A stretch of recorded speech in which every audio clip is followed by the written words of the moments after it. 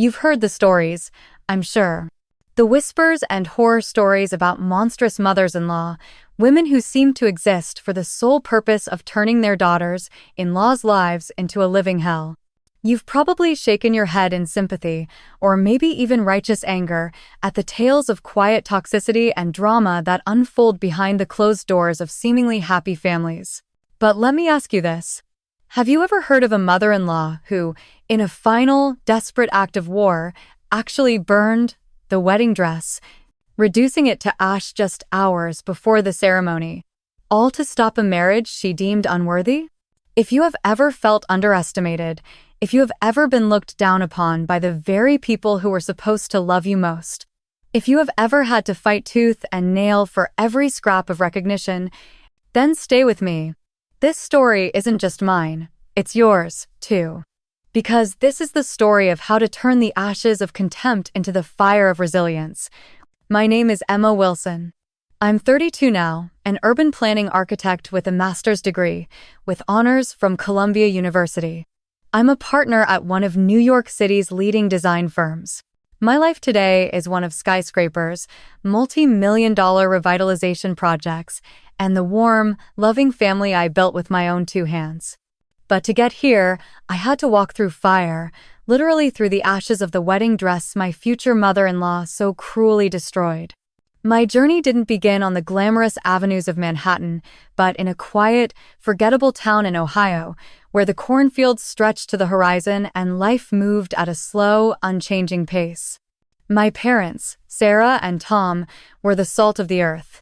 Hardworking, honest people whose worldview was, unfortunately, framed by the invisible walls of their circumstances.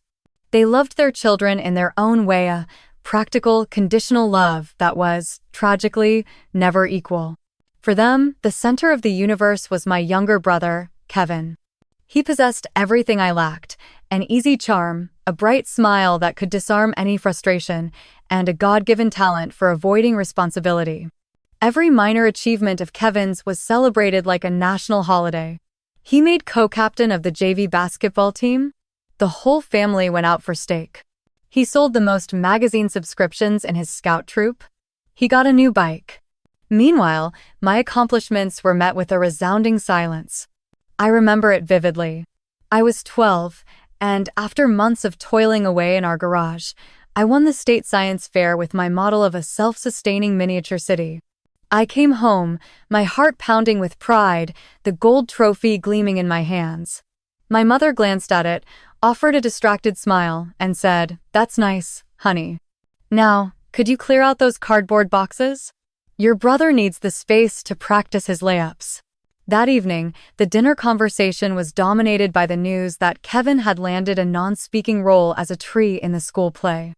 My trophy sat on top of the refrigerator, collecting a fine layer of dust and neglect. This disparity wasn't just emotional, it was financial. When it was time for college, my dream was to escape to New York, to study architecture at Columbia, a place I knew would give flight to my ideas. My parents flatly refused. "That's insane," my father said, his voice sharp. "Do you have any idea what out-of-state tuition costs? Why not the community college here in town, like Kevin? It's cheap and it's close to home." They refused to co-sign any student loans. To them, investing in a daughter's education was a frivolous waste. Only one person in my family saw the fire in me, my grandmother. She was a seamstress, a woman with calloused hands and a heart as soft as silk. She had spent her life transforming raw fabric into works of art. She saw in me a similar spirit of builder. One afternoon, she called me into her sewing room, a space that smelled of chalk and machine oil. She opened an old cedar chest and, from within, carefully unwrapped a wedding dress. It was made of ivory satin, with delicate lace detailing and a row of tiny pearl buttons. "I made this myself, for my wedding day," she said, her voice gentle. "I was saving it for a woman who knew how to build her own world, Emma. One day, you will wear this." She then pressed an envelope into my hand. It contained her entire life savings. "Go," she whispered. "Go to New York and build your skyscrapers. Don't ever let anyone tell you the sky's the limit when there are footprints on the moon." Her words and her money became the foundation of my new life. I went to New York. I lived in cramped apartments, worked 3 jobs at a time to pay for my tuition and living expenses. I was a barista, a math tutor, and a dog walker. My days began before sunrise and ended long after midnight. But I was never tired, because for the first time, I was building something that was entirely mine. And then I met Liam. We didn't meet in a loud bar or through a dating app. We met at a fundraiser for a public park renovation in the Bronx. I was volunteering, passionately explaining my design for a playground made from recycled materials to a group of potential donors. Liam, a medical resident at a nearby hospital, was in the crowd, listening intently. Afterward, he approached me. He didn't ask what school I went to or what my parents did. He asked, "What inspired you to use old tires for the swings?" Our conversation lasted for hours. For the first time, I felt someone truly see my mind, my passion, not my appearance or my pedigree. Liam was a quiet man, but his kindness was a powerful force. He came from a world I'd only seen in movies: the Vance family of Boston, a name etched onto library wings and hospital buildings. But he wore none of the arrogance of his class. He carried curiosity, respect, and an unwavering belief in me. Our love bloomed on the hectic streets of New York. He'd bring me coffee at the studio on nights I pulled all-nighters for a project. I'd bring him homemade meals at the hospital during his long shifts. We were 2 different worlds colliding to create our own perfect universe. When he proposed under the glittering night sky of Central Park, with a simple, elegant diamond ring, I knew I had found my home. But I also knew that stepping into his world would not be without its battles. Liam's father, Richard Vance, a respected lawyer with kind eyes and salt and pepper hair, welcomed me with a firm handshake and a warm smile. He asked me about urban planning theory, about my design philosophy, and he listened with genuine interest. He saw me as an equal, a person of substance. His mother, Eleanor Vance, did not. Our first meeting was at a lavish French restaurant on the Upper East Side, a place where a single appetizer cost more than my week's rent. Eleanor arrived in a navy Chanel suit, her blonde hair coiffed into a perfect chignon, a flawless string of pearls around her neck. She looked me up and down, a cold, appraising stare that made me feel like a flawed piece of merchandise. Throughout the dinner, she performed a masterful psychological dissection. "So, Emma," she began, sipping her Chablis. "Liam tells me you're at Columbia. A fine school, especially for those who need the prestige to make up for other shortcomings." I forced a smile. "I was fortunate to receive a full scholarship, Mrs. Vance. Their urban planning program is the best in the country." "Oh, a scholarship," she said, the word dripping with condescension, as if it were something to be ashamed of. "How commendable of you to try so hard." When I spoke of my job at an architecture firm, she tilted her head. "How fascinating. You play with blueprints and little models. It must be fun." Every word was coated in a syrupy layer of politeness, but underneath was the sharp blade of contempt. To Eleanor, I was an anomaly, an uncontrollable variable that had infected her perfect plan for her son. She had envisioned a daughter-in-law from a blue-blood Boston or Hamptons family, someone who knew how to host a charity gala and select the correct fork for the fish course. She had not envisioned a girl from Ohio with nothing to her name but grit and a head full of ideas about concrete and steel. After that dinner, I called home, hoping for a sliver of comfort. I told my mother about the tense encounter. Instead of defending me, she grew anxious. "Emma, you have to be careful. Don't do anything to upset her. Do you know how powerful that family is?" Just then, I heard my father's voice in the background. "Sarah, tell her." My mother hesitated. "Honey, your brother Kevin. He wrecked his car again. He needs some money for the repairs. Your father and I were thinking, now that you're marrying a doctor, maybe you could help him out?" I was stunned into silence. My marriage, my love, was already being viewed as a financial transaction. Disappointment, bitter and acidic, rose in my throat. I hung up the phone, realizing the wall I was up against wasn't singular. It was twofold. An ice wall in front of me, and a wall of indifference behind me. The real war began with the wedding planning. It became the stage for the ultimate showdown between me and Eleanor. Every small decision became a power struggle. We wanted our wedding at the Brooklyn Botanic Garden, a lush oasis in the heart of the city, a place of architectural and natural beauty that we both adored. When we took Eleanor there, she walked the grounds, her Manolo-Blahnik heels sinking slightly into the grass. "How rustic," she commented, a word that in her vocabulary meant common. "I hope your guests wear sensible shoes."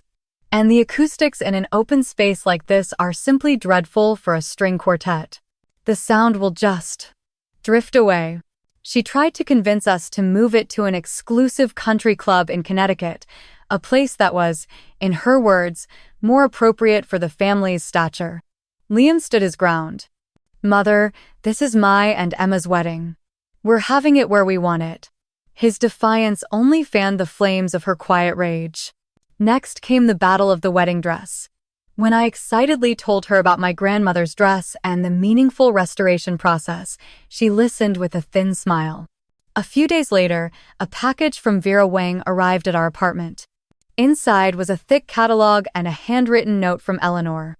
"Liam, darling, I just wanted you to have options, to ensure Emma looks her absolute best on the big day. Don't let sentimentality get in the way of such an important event." I took my dress to a seamstress in Greenwich Village for the final alterations. Coincidentally, Eleanor showed up, pretending to be shopping in the area. She looked at the ivory satin dress on the mannequin and sighed dramatically. "Oh, Emma, it's sweet that you're sentimental. But a wedding of this caliber requires a statement. This dress whispers, dear. You need one that roars." She turned to Liam, who had come with me. "Don't you want your bride to look her absolute best, darling?" Liam took my hand. "To me, Emma looks her best when she's being herself. And this dress is a part of her. We're not discussing this again, Mother." That public confrontation made Eleanor retreat, but only tactically. She moved on to a new strategy, attacking my vulnerabilities. The battle over the guest list was the most brutal. She demanded to see my list of friends and proceeded to vet each one. "Chloe Martin," she read, her brow furrowed. "Occupation. Lawyer. Oh, a public defender. How noble." The sarcasm was thick. "And these college friends. Are they presentable? We wouldn't want any uncivilized behavior at the reception." She was trying to isolate me, to sow doubt about my support system, to paint my beloved friends as unwanted outsiders. The pressure mounted. At work, I was spearheading the $50 million project to redevelop an old industrial zone in Queens into a sustainable mixed-use complex. It was the biggest opportunity of my career, but it demanded 110% of my focus. There were days I would face down a hostile city council in the morning, receive a critical phone call from Eleanor at lunch, and spend the evening trying to solve a complex engineering problem in the design. Exhaustion began to eat away at me. I lost sleep, lost weight. The fear of failure crept into my dreams. I was terrified that Eleanor was right, that I was an imposter about to be exposed. To fight that feeling, I did the only thing I knew how. I worked harder. I didn't just excel at my corporate job. I turned my master's thesis into action. Spotting a niche market, I started a small consulting firm on the side, Urban Echo, specializing in green workspace design for startups. I built a website, did my own marketing, and started hustling for my first clients. My first pitch was to a young tech company. I was nervous, but as I started talking about living walls, rainwater harvesting systems, and natural light optimization, my passion overrode my fear. They signed the contract on the spot. Holding that first check, earned as an entrepreneur, I felt a powerful surge of pride. This was my money, created from my knowledge and my effort. It was tangible proof that I had worth, independent of anyone else. The 4.0 GPA, the first 15 clients, the $90,000 a year consulting contracts, these were my metrics. The bricks I was using to build my own fortress. One evening, after a particularly venomous call with Eleanor about the menu selection, I broke down. I called Chloe, sobbing into the phone. I can't do this anymore, Chloe. Maybe I should just call it off. I'm causing so much trouble for Liam. Chloe was at my apartment in 20 minutes, armed with a pint of ice cream and a bottle of wine. She let me cry, and then she looked at me, her expression fierce. Listen to me, Emma Wilson. She's not attacking a wedding. She is attacking your right to be happy. She cannot stand that her son is in love with a woman who is strong, brilliant, self-made, and not from her world. Every time you stand up for yourself, every time Liam chooses you, it's a loss for her. If you quit now, you are handing her the victory she craves. Don't you dare let her win. Her words were a splash of cold water. She was right. This wasn't about flowers or menus. This was a battle for my existence, for my right to be loved and respected. I wiped my tears and stood up. The fight wasn't over. A week before the wedding, my parents and brother arrived from Ohio. They stayed in a lavish hotel suite Liam had booked for them, and they were utterly starstruck. Instead of being a source of support, their presence only added to my burden. My mother followed me around, constantly reminding me to be on my best behavior. My father only sought out opportunities to talk to Mr. Vance, hoping to glean some business connection. Kevin was the worst. He walked around Liam's and my penthouse as if he owned it, asking crass questions about the price of everything and making plans for how he could leverage these new connections. The night before the wedding, at the rehearsal dinner, my family pulled me aside for a private talk. Emma, my father began, his tone grave. Tomorrow is a big day, not just for you, but for this family. Don't do anything to cause a scene. Mrs. Vance is a very influential woman. Do as she says. My mother chimed in. She only wants what's best for you too. Your stubbornness won't do you any good. That betrayal, on the eve of what was supposed to be the happiest day of my life, was a knife to the heart. They weren't on my side, they were on the side of power, of wealth. They were willing to sacrifice my happiness for a sliver of their reflected glory. I looked at them, the people who gave me life, and felt like a complete stranger. I realized then that my chosen family, Liam, Chloe, and the memory of my grandmother was my only true home. And then, the fateful day arrived. The morning of the wedding. The New York sky was a cruel, brilliant blue, promising a perfect day. I woke with a strange sense of unease, a low hum of anxiety beneath my skin. I tried to dismiss it as normal bridal jitters. The hair and makeup artists arrived. Chloe was by my side, pouring champagne and telling jokes to keep my spirits up. The room filled with light and laughter. For a moment, I allowed myself to believe everything would be okay. When I was finally ready, it was time. Time to put on the dress. My heart pounded with anticipation. This was the moment I had dreamed of. I would wear my grandmother's dress, feel her love wrap around me as I stepped into my new life. Chloe and I walked into the bedroom where the dress was hanging on a mannequin, protected by a white garment bag. I gently unzipped the bag. And then, I froze. Inside, there was nothing. Only an empty wooden hanger. "Number, that's not possible," I stammered. A cold, sickening panic washed over me. "Where is it?" We started searching, our panic escalating into frenzy. We tore through the closet, looked under the bed, checked the bathroom. Nothing. The dress was gone. Chloe called Liam, her voice trembling. "Liam, get up here. Now. The dress. It's gone." Liam burst into the room, his face pale. His father, Richard, who had heard the commotion, was right behind him. A wider search began. Hotel staff were alerted. They fanned out, checking every room, every hallway. But deep down, I knew it wasn't in the hotel. That morning's unease returned, sharp and clear. Then, a shout came from the back garden. It was one of the groundskeepers. "Over here, come quick." We ran. Through the lobby, out the back doors, and towards a secluded corner of the garden where an old metal incinerator stood, the kind used for burning leaves and branches. A thin wisp of smoke still curled into the air, carrying a harsh, acrid smell. The smell of burnt fabric. Liam was the first to reach it. He looked inside and let out a choked, guttural sound of disbelief and horror. I walked forward, my legs feeling like lead. I looked inside. And there, amidst a pile of gray ash, I saw it. Or what was left of it. A few blackened, misshapen pearls. A shard of the delicate lace I had spent weeks sourcing, now a brittle, distorted shadow of its former self. And in the center of the ashes, a recognizable patch of ivory satin, its edges licked black by the flames. My world imploded. The air was stolen from my lungs. My grandmother's dress, her legacy of love, the symbol of my own resilience. All of it, ash. A sob escaped my lips, hot and raw. I collapsed onto the grass, the sound of my own weeping feeling distant and strange. And then, through a blur of tears, I saw her. Eleanor Vance was standing not far away, beside a bush of white roses. She had her arms crossed over her chest, her posture rigid and triumphant. Her face was a mask of cold satisfaction, devoid of any remorse. She looked directly at me, and in that moment, I knew. Liam saw her too. The anguish on his face morphed into a terrifying rage.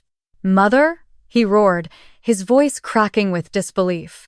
"What did you do?" Eleanor didn't flinch. She walked closer, her steps slow and deliberate. She spoke, her words as sharp as daggers, loud enough for everyone who had rushed over, including my parents and Mr. Vansetto here. "I did what had to be done," she declared. "For generations, the Vance family has built a legacy on class and breeding. I will not stand by and watch you destroy it with this mistake. A girl like her," she sneered, gesturing at me on the ground, "an opportunist from nowhere, does not deserve to wear a wedding dress, let alone take the Vance name. Legacy cannot be bought with a scholarship. Class cannot be faked with a degree. She is an imposter, and I have simply removed her costume. This wedding is a mistake, and I have corrected it." A profound silence fell over the garden. Mr. Vance stared at his wife, his expression shifting from horror to utter disgust and a deep, wounded sadness. My own parents stood frozen, their faces ashen with shock and shame, finally seeing the monster they had so blindly placidated. As for me, kneeling in the dirt, surrounded by the ashes of my past and the wreckage of my heart, something inside me shifted. The overwhelming grief began to crystallize. It hardened into an anger, not a hot, destructive rage, but something clean, cold, and immensely powerful. All the years of being dismissed, ignored, and underestimated had forged a core of steel within me. Eleanor thought she had extinguished me with her fire. She was wrong. She had just handed me my sharpest weapon. My tears stopped. I slowly got to my feet, brushing the dirt from my knees. I raised my head and looked directly into Eleanor Vance's eyes. My silence seemed to unnerve her more than any screaming match could have. I turned to Chloe, who stood beside me, her own eyes blazing with vicarious fury. My voice was eerily calm. "Chloe, get me the white suit. The one I was going to wear to the rehearsal dinner." Everyone stared at me, dumbfounded. Liam rushed to my side, his eyes still wild with rage and pain for me. "Emma, my love, we don't have to do this. I'll cancel everything. I'll call the police." I looked deep into his eyes. "No, Liam. We are not canceling, and we're not calling the police." My gaze flickered to Eleanor. Her punishment won't come from the law. It will come from having to watch what she tried to destroy rise stronger than ever. I will not let her win. I will not let her define our day. I will not let her make me a victim. I squeezed his hand, my grip firm. "I am marrying you today. Not in my grandmother's dress, but in my own armor." 15 minutes later, the doors to the outdoor aisle opened. The music began to play. But it was not a bride in a flowing gown who emerged. It was me. In a pristine, powerfully tailored white suit, my hair was swept up in a sleek chignon, my neck held high. Every step I took down that grassy aisle was deliberate and firm. The 150 guests fell silent, the whispers dying on their lips as they saw me. The news of what had happened had spread like wildfire. Their expressions were not of pity, but of shock, awe, and a dawning respect. When I reached Liam at the altar, he smiled at me, a smile that held all the love and admiration in the world. He took the microphone from the officiant, an unscripted move. Before we say our vows, Liam's voice boomed, clear and strong. My fiancée, Emma, has something she would like to say. He handed the microphone to me. The world seemed to hold its breath. I looked at the front row, at Eleanor, her face a frozen mask of stone. I glanced at my parents, who couldn't meet my eyes, their faces a mixture of shame and fear. Then I looked out at all the guests, my friends, my colleagues, our family. Good morning, I began, my voice steady and clear. Many of you are probably wondering why I'm dressed like this on my wedding day. The answer is simple. My wedding dress, an irreplaceable heirloom from my late grandmother, was burned to ashes this morning. A collective gasp rippled through the crowd. I held up a hand, silencing them. It was burned by someone who believes that my background, my family's income, and the fact that I am a self-made woman makes me unworthy of standing here today. Someone who believes love can be measured by net worth and social standing, and that a person's value is determined by their bloodline. I didn't have to look at Eleanor. I could feel every eye in the garden boring into her. She was right about one thing, I continued, my voice rising with power, resonating through the space. That dress was not right for today. Because it was a symbol of a gentle past, of a pure love handed down.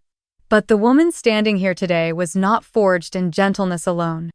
I was forged in the all-nighters hunched over drafting tables, in the rejection letters from banks, in the doubt from my own family.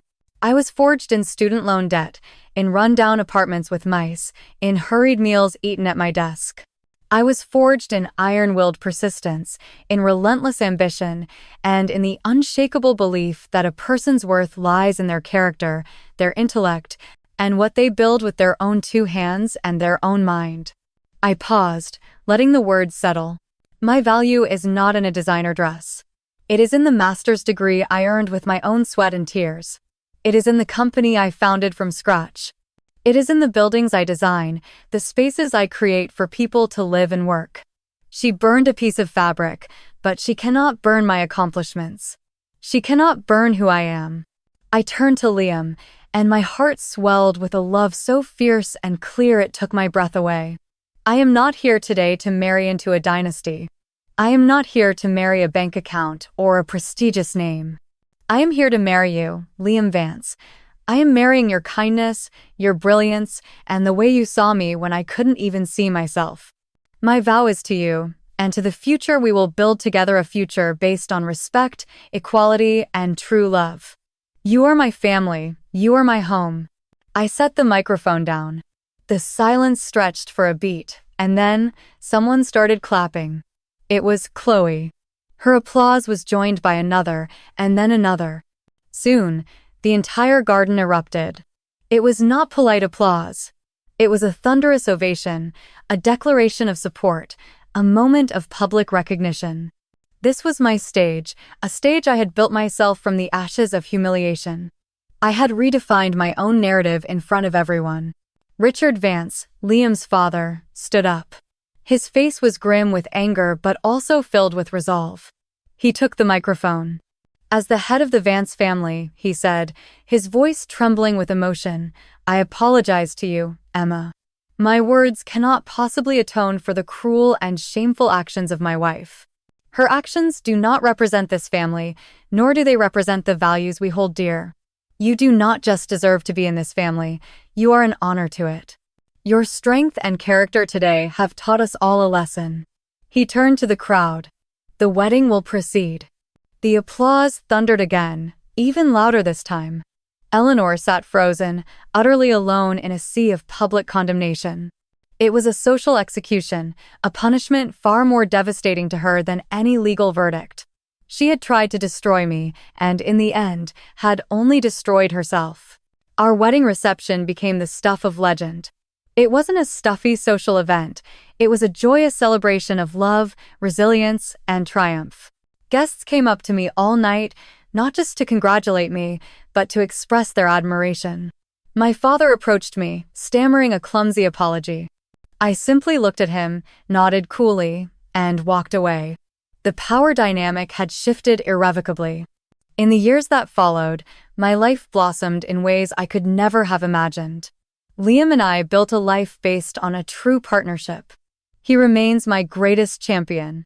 We now have a 5-year-old daughter named Hope, who is as fiery and confident as they come. I became a full partner at my architecture firm. My consulting business, Urban Echo, exploded, becoming a respected name in sustainable design and granting me complete financial independence and industry acclaim. I paid off my student loans and bought a penthouse apartment overlooking the Manhattan skyline, a testament in glass and steel to how high I had built my success. My relationship with my parents remains distant.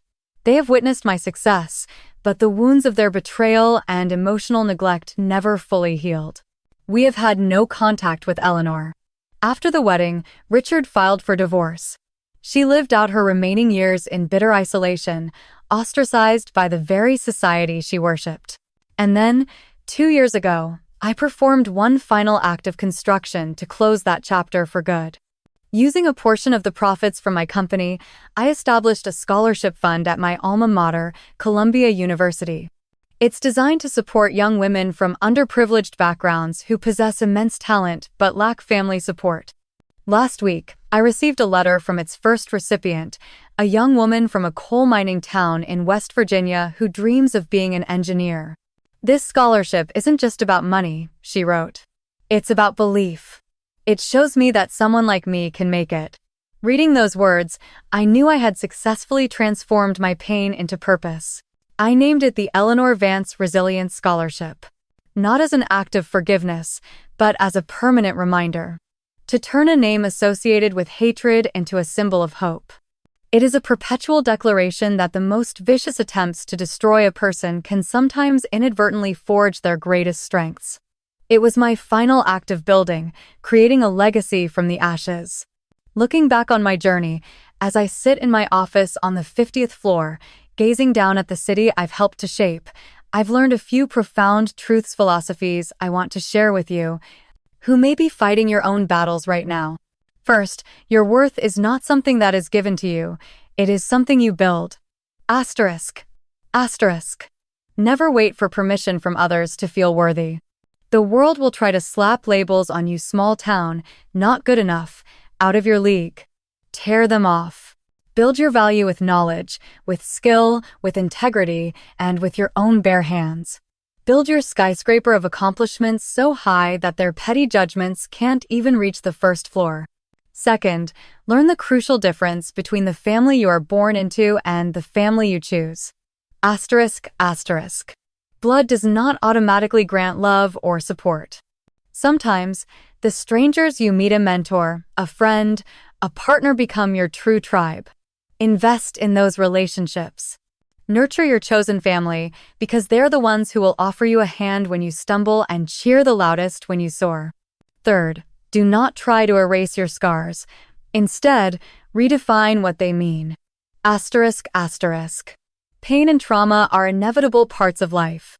You cannot change what happened to you, but you have complete power over the story you tell about it. Your scar can be a mark of defeat, or it can be a map of survival, a testament to the strength you found in the darkness. Choose the second story. And finally, the sweetest revenge is not destruction, but creation. Asterisk, asterisk. When someone tries to burn your world down, do not waste your energy trying to set fire to theirs. Instead, gather the embers.